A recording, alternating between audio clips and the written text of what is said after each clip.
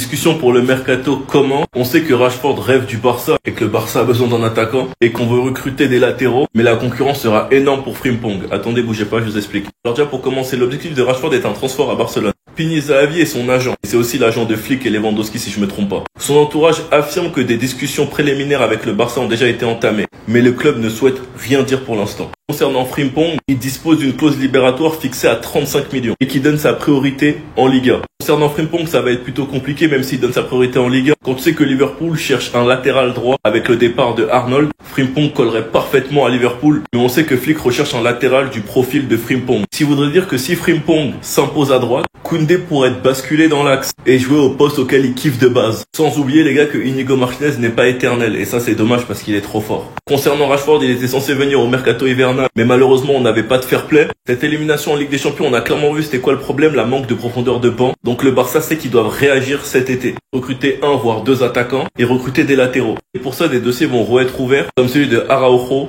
Ansu Fati, Christensen, plus des joueurs en prêt afin de libérer de l'espace et recruter au poste où il y a des trous. Enfin bref, sinon vous les gars, vous en pensez quoi? Ramenez-vous sur ta partie, on s'ennuie. Enfin, vous vous êtes rendu compte qu'il faut bouger dans le mercato pour que Flick fasse quelque chose de cohérent l'année prochaine. Parce que venir dire que tu avais fait tes devoirs alors qu'on voit clairement que dans cette demi-finale, en plus de tout ce qu'il y a eu, l'effectif nous a manqué. Les 117 millions qu'on a gagnés là, faites pas les cons, hein. Parce que là, il y a de quoi faire avec l'argent. C'est de l'argent utilisable pour le mercato.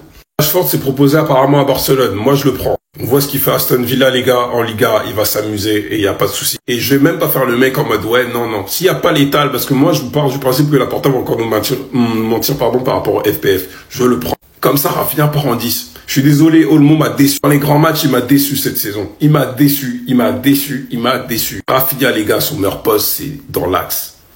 Demi-espace gauche. Il aime bien aller de l'autre côté, un peu aussi dans l'axe. Demi-espace droit. Comme ça, Olmo va taffer pour avoir sa place. Et en plus, il peut jouer neuf aussi. Concernant Frimpong, vu que Xabi Alonso va sûrement se barrer, ben beaucoup vont se barrer aussi. Fabrizio Romano avait déclaré qu'il y aurait un quart gardé, ce sera Frimpong. Et ben il l'a retweeté avec une clause allant de 30 à 40 millions. Alors avec la campagne de Ligue des Champions qu'on vient de faire, là, étant donné que Baldé, ça va lui permettre de le reposer si on le prend parce qu'il peut jouer piston. Il peut jouer, bien sûr, à son poste, du coup, défenseur gauche. Je le prends. On veut les choses simples. On veut juste que le Barça soit compétitif et un banc de qualité. En tout cas, merci Flick, parce qu'on voit que notre parcours en Ligue des Champions, il y a 2 ans, et puis même l'année dernière et tout, bon, pour les finances, on voit que ça. Sa relation avec Hansi Flick, son amour envers le Barça, son amour envers le club, les moments passés, et puis même les petits mots à l'égard de certaines pépites du Barça, voici ce qu'il a dit lorsqu'on l'a interviewé. En ce qui concerne Flick, il a déclaré quand il a signé au Barça, Flick est venu me voir et nous avons discuté pendant 2 heures. Nous avons une bonne relation et il m'a dit merci beaucoup, ce que tu as contribué à créer ici me rend heureux, les joueurs s'entraînent dur et ils ont hérité de ta mentalité. On en avait parlé il y a quelques mois, mais Xavi a fait la bonne chose, je pense, pour mettre à l'aise Flick. Je pense qu'il a dû lui dire comment ça se passe dans la ville et puis même, lui, il connaît la Masia, enfin, il connaît le FC Barcelone depuis Mino. Il a raison, parce qu'en termes de mentalité, on peut dire ce qu'on veut sur la deuxième année de Xavi. Mais il a donné la dalle pour la Liga et il nous a fait relever avec l'énorme série qu'on avait fait où on mettait des 4 buts. Faut pas l'oublier. Qu'il a ramené une nouvelle mentalité alors que sous Koeman c'était chaud. Vraiment, il félicite même Koeman d'avoir lancé Gavi, Baldé et puis même Araujo, etc. à avoir remporté la Coupe du Roi en 2021. Bien sûr, il a noté la fierté qu'il avait à avoir lancé Pau Cubarsí, Lamine Yamal. Je suis heureux et fier d'avoir donné les débuts à Lamine Yamal et Cubarsí, bien sûr que je le suis. Logique. C'est pour ça qu'on le remerciera toujours parce qu'il a posé les fondations, il a porté ses burnes pour venir. Quitte à gâcher sa légende si ça marche pas au FC Barcelone. Et en plus, il te lance ces jeunes-là qui ont répondu présent. Gouillou, putain, bout de 10 secondes qui marque contre Bilbao, bref. Il a déclaré aussi qu'il regarde toujours le FC Barcelone. Nous sommes une famille du Barça. Si l'équipe joue, nous regardons les équipes féminines et masculines. Nous avons jamais douté de ton amour, Xavi. Que son fils adore Lamine Yamal et Pedri et que sa fille, qui a 9 ans, elle préfère Lewandowski et Rafinha. Et lui, en tout cas, kiffe regarder Pedri, Frenkie, Vitinha et Bruno Fernandes. Pour les différentes raisons là qui sont derrière moi, j'ai la flemme de lire, je suis pressé, je dois partir, je suis désolé. Frimpong qui veut jouer en Liga et on sait que le Real Madrid et le FC Barcelone sont intéressés par lui. Moi, je vous dis clairement, les gars, il viendra au FC Barcelone, il va pas aller au Real Madrid. Pour la simple et bonne raison que le Real Madrid, il vient de recruter Arnold. Arnold, Frimpong dans la même équipe? Non. Parce que si jamais tu recrutes Frimpong, qui tu vas mettre sur le banc entre lui et Arnold? Et qui tu vas mettre titulaire? Donc pour moi, il viendra au FC Barcelone. Si tu conseilles qu'il rêve de jouer au FC Barcelone, il a une clause à 35 millions, les gars. 35 millions, c'est cadeau. C'est cadeau pour Frimpong. J'espère que Deco et Laporta ils vont se bouger. Ils vont pas laisser passer ça là. 35 millions, les gars, c'est cadeau. Surtout qu'on a besoin d'un latéral comme lui. On sait que les flics, ils veulent un latéral comme lui aussi. Donc les gars, 35 millions, c'est cadeau. Offensivement, il est incroyable. Offensivement, il va nous apporter un plus. Ça, c'est clair et net. Mais le seul problème que moi j'ai avec lui, c'est défensivement. Mais après, quand je vois la manière dont le FC Barcelone joue, avec le piège de rejeu, bloc haut, je m'inquiète pas pour ça. Avec sa vitesse, etc., je pense que ça fera l'affaire. Donc les gars, 35 millions pour Frimpong, foncez. Déco la porta, s'il vous plaît. 35 millions, c'est rien du tout. Foncez.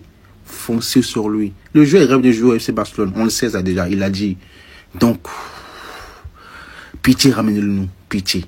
Je dis pas que le FC Barcelone, on doit aller dessus, les gars. Mais les gars, il sera libre cet été. Et on connaît De Bruyne et sa qualité des passes. Et on sait que, voilà, lui... Putain. Il a quel âge, lui, déjà? 33 ans? Attendez.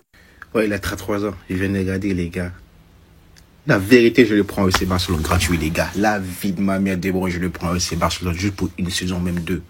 La tête de ma mère, lui, tu prends lui, tu le mets derrière Lewandowski ou derrière Ferran Torres, ou tu ramènes un vrai neuf, tu le mets derrière l'attaquant en tant que numéro 10. La tête de ma mère, avec la qualité de passe qu'il a, les gars, il peut nous apporter beaucoup. Le seul problème, c'est que, voilà, il sera pas trop, voilà, quand il faut presser, etc. Moi, les...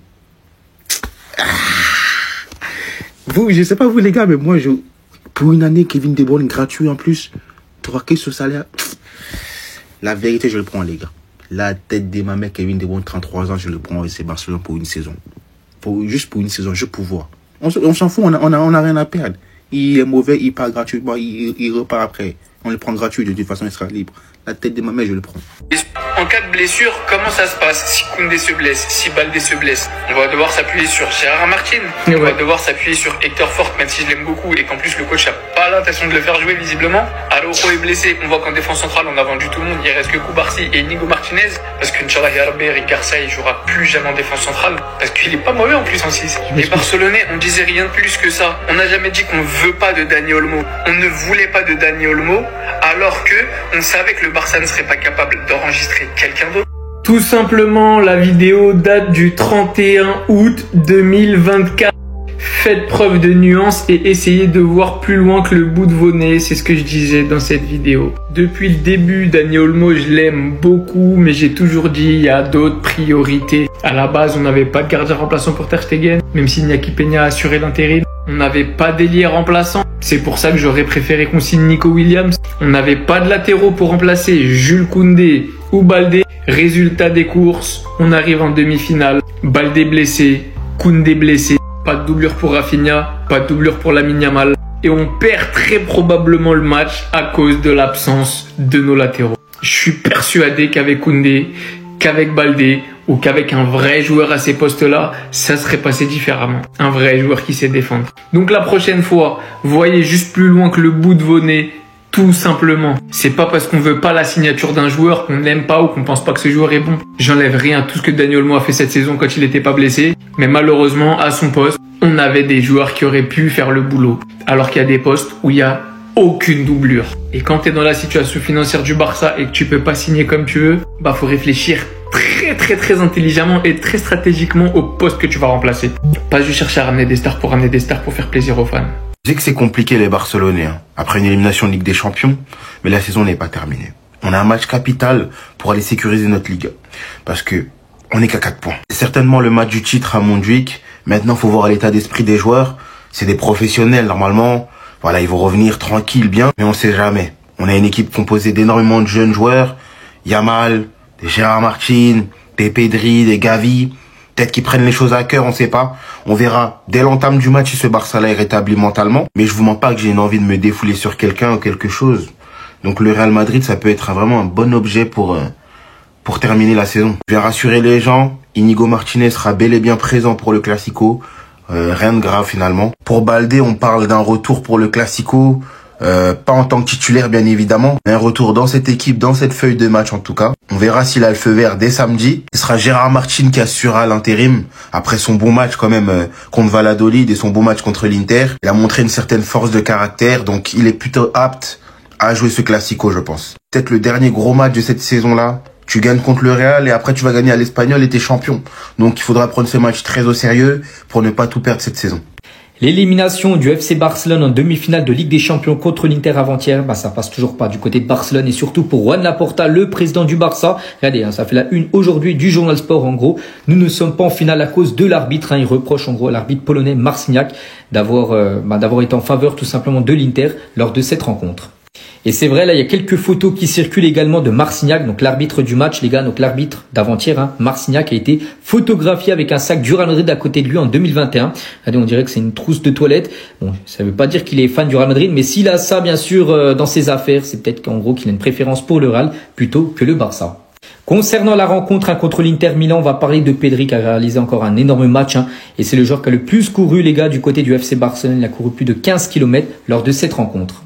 Et on finit les gars avec cette équipe qui pourrait être le 11 la saison prochaine du côté du Barça. Bon, il n'y a pas trop de changements bien sûr, à part peut-être Rafinha qui serait plus lié gauche mais plutôt maintenant numéro 10 et Nico Williams s'il est recruté. Sinon après c'est du classique, Marc Bernal quand il reviendra de blessure sera un titulaire, Koundé, Baldé, Chesney qui sera toujours le titulaire à la place de Ter Stegen. Attendez, l'élimination contre l'Inter Milan nous a fait très mal. On avait tous à cœur de voir le Barça remporter la LDC. Finalement on a été éliminé, mais la saison du Barça n'est pas terminée. Le parcours en Ligue des Champions pour le Barça est terminé, mais la saison en elle-même ne l'est pas. Et même si sur l'aspect mental ça fait mal, ça les joueurs ils l'ont compris. Tous les joueurs ont déjeuné ensemble après l'entraînement d'aujourd'hui. Ils ont profité d'une journée ensoleillée pour faire un grand barbecue, avec l'objectif de tourner la page d'une sortie amère en LDC le plus rapidement possible et se concentrer sur le classico décisif en Liga. Dimanche à 16h15 aura lieu le classico retour entre le Barça et le Real. Actuellement au classement le Barça est premier. Il y a seulement 4 points qui séparent les deux équipes et avec une victoire lors du classico, le Barça pourrait prendre 7 points d'avance sur le Real. Avec 7 points d'avance à 3 journées de la fin, je pense que la Liga sera pliée et c'est justement pour ça que dimanche faudra tout donner. Personnellement, si le Barça remporte la Liga, la saison sera réussie, car quand on fera le bilan à la fin, on aura quand même remporté la Super Coupe, la Coupe du Roi et la Liga. On parle quand même de 3 titres nationaux. À l'échelle européenne, malheureusement, la Ligue des Champions ne sera pas présente, mais un parcours jusqu'en demi-finale alors que personne s'y attendait, c'est vraiment respectable. En tout cas, je vous le dis, moi je suis très fier de cette équipe. Tout au long de la saison, ils nous ont régalé. On a vécu des soirées incroyables et vraiment j'ai pas les mots. Je remercie tous les joueurs et surtout l'entraîneur qui est Hansi Flick, parce que vraiment il a changé nos vies.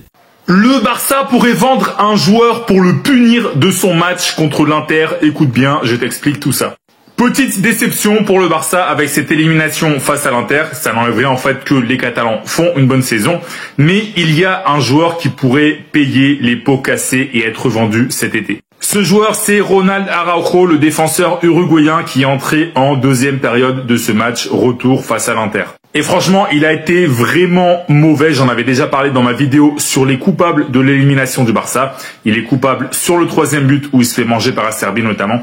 Et sur le 4e but aussi, il peut bien mieux faire. Sachant que c'était déjà lui qui avait coûté en quelque sorte l'élimination face au PSG la saison dernière. Et selon tous les médias espagnols, là je vous mets le journal AS, mais il y a d'autres médias qui en parlent, eh bien le Barça songe très sérieusement à le vendre cet été. Ça fait déjà un petit moment que le Barça est déçu par les prestations de Araujo, mais voilà, le Barça voulait lui laisser cette deuxième partie de saison pour éventuellement revenir à son niveau, mais force est de constater que c'est totalement raté.